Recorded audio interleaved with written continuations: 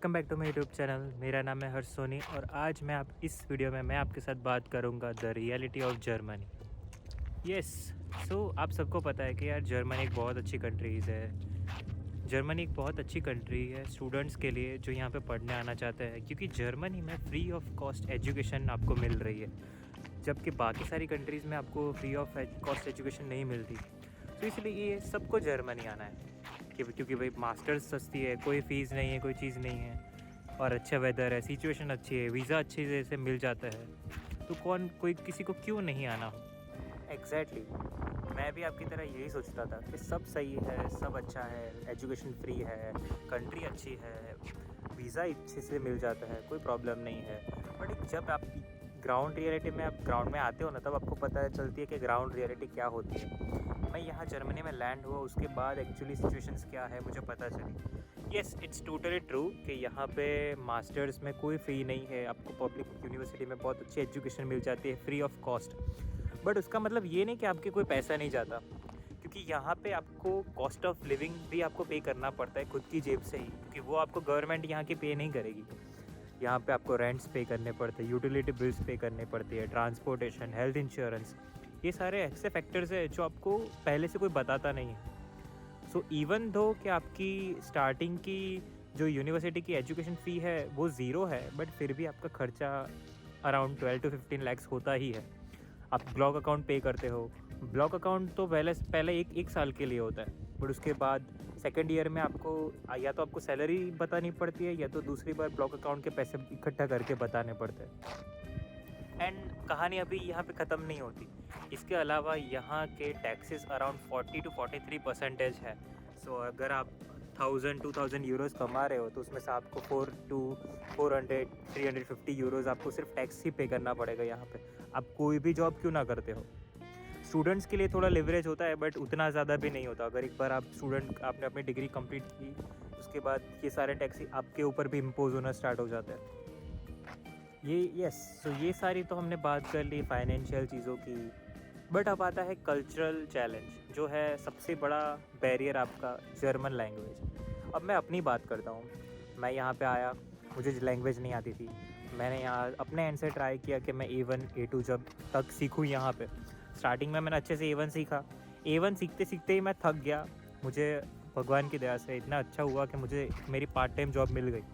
अब यहाँ पे जब आप आते हो, आपको अपनी पार्ट टाइम जॉब की सर्वाइव करनी होती है, आपको अपनी एजुकेशन, अपनी डिग्री भी करनी है, अपनी सारी चीज़ें भी करनी है। सब चीज़ें ऐसा होता है कि आप अपनी लैंग्वेज पे उतना टाइम दे ही नहीं पाते, क्योंकि टाइम ही नहीं है आपके पास एक्चुअल में। आप कहाँ से लाओगे वो टाइम।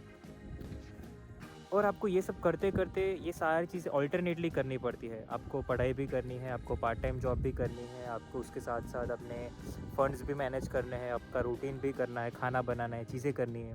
ये सारी चीज़ें आपको साथ में करनी पड़ती है। So it's kind of difficult for a beginner. अभी मुझे थोड़ा टाइम हो चुका है, 5-6 महीने हो गए, सो मैं एक इंटरमीडिएट लेवल तक आ चुका हूँ कि हाँ, मैं ईज़िली मैनेज कर लेता हूँ। But yes, language is still big barrier for the new commerce, जो अभी आने वाला है। अभी मतलब नेक्स्ट मंथ में सोच रहे हैं, समर इनटेक में सोच रहे हैं।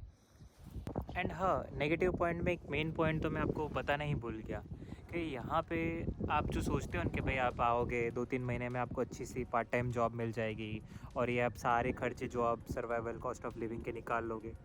भाई मैं कसम से मैं बैठा हूँ, मेरे साथ ऑलमोस्ट 20 से 25 लोग हैं जो मेरी क्लास में पढ़ते हैं। मुझे अकेले को जॉब मिले, उसमें से 20 से 25 लोगों को अभी तक जॉब नहीं मिली, अभी भी वो ढूंढ रहे हैं। सो जितना इजी आप सोचते हो कि भाई इजीली हम पार्ट टाइम जॉब भी ढूंढ लेंगे, चीज़ें भी कर लेंगे, इतना इजी नहीं है। बहुत हाथ पैर मार रहे हैं, वो लोग भी मार रहे हैं।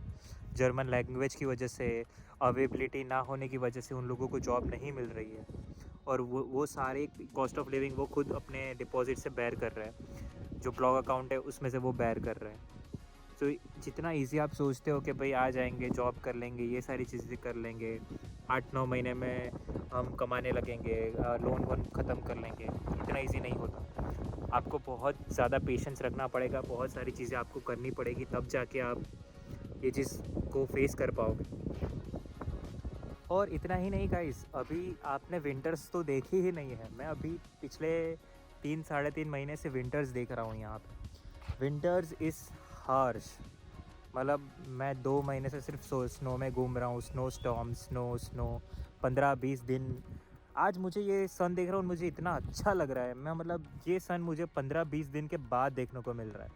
मतलब मुझे ऐसा लग रहा है कि यार क्या है, क्या चीज़ है। हमको जब इंडिया में था, मेरे को सन रोज़ देखने को मिलता था, मेरे को होता था क्या है गर्मी में जी रहे हैं हम। बट इधर आके इसकी वैल्यू पता चल रही है कि अगर एक दिन आपको सनलाइट ना मिले तो आपको कैसा होता है। So yes, this are few points जो आपको सोचने पड़ते हैं आने से पहले, क्योंकि हर बार हम यही सोचते हैं कि भाई सारे प्लस पॉइंट्स है, कोई माइनस पॉइंट्स की तरफ कोई ध्यान ही नहीं देता कि भाई ऐसे चीज़ें भी हमको झेलनी पड़ सकती है। अब ये तो बात हो गई कि क्या नहीं है या क्या चीज़ें नेगेटिव है। यस, तो जर्मनी में सिर्फ नेगेटिव पॉइंट्स नहीं है, बहुत सारे पॉजिटिव पॉइंट्स भी है। बट मैंने सोचा कि आपको पहले नेगेटिव पॉइंट्स बताऊं। मुझे जैसे झटका लगा, जैसे शॉकिंग एक्सपीरियंसेस मुझे हुए, मैं ऐसा चाहता हूं कि आपको ऐसे एक्सपीरियंसेस ना हो, आपको पहले से थोड़ा बहुत जानकारी हो, आप पहले से मेंटली स्टेबली थोड़ा तैयार हो के आए कि हाँ भाई ये कल्चरल शॉक, ये सारी चीज़ें, ये बैरियर्स मुझे फेस करने ही पड़ेंगे। सो यस, इसकी वजह से मैंने आपको ये सारी चीज़ें पहले से बता के रखी है। अब आते हैं हम plus points and positive side of Germany. Yes, so अगर आप अच्छे से पढ़ के अपने करियर में कुछ करना चाहते हो तो Germany is the best place for you. क्योंकि यहाँ पे पहली चीज़ आपको वैसे भी पता है, एजुकेशन फ्री है। मास्टर्स आपको अच्छी, मतलब ग्लोबली रिकॉग्नाइज्ड यूनिवर्सिटी में, मतलब यहाँ की डिग्री पूरे यूरोप में, पूरे वर्ल्ड में आपको रिकॉग्नाइजेबल बनाएगी। अगर आप यहाँ से डिग्री करते हो, वो भी फ्री ऑफ कॉस्ट, आपको 1 रुपया नहीं देना। आप यहाँ पे करो, यहाँ पे पढ़ाई करो, विदिन मतलब आपकी डिग्री ख़त्म भी नहीं हुई होगी। और अगर आपके पास स्किल्स है तो आपको ऑलरेडी वर्क स्टूडेंट जॉब मिल जाएगी, इंटर्नशिप्स मिल जाएगी। और इतना ही नहीं, वो इंटर्नशिप्स इतनी वैल्यूएबल होती है कि उसके ज़रिए आपको एक फुल टाइम प्रोफेशनल जॉब तक भी मिल जाती है। So yes, it's not only that, आपको बहुत कुछ मिल सकता है अगर आप अच्छे से पढ़ाई करो।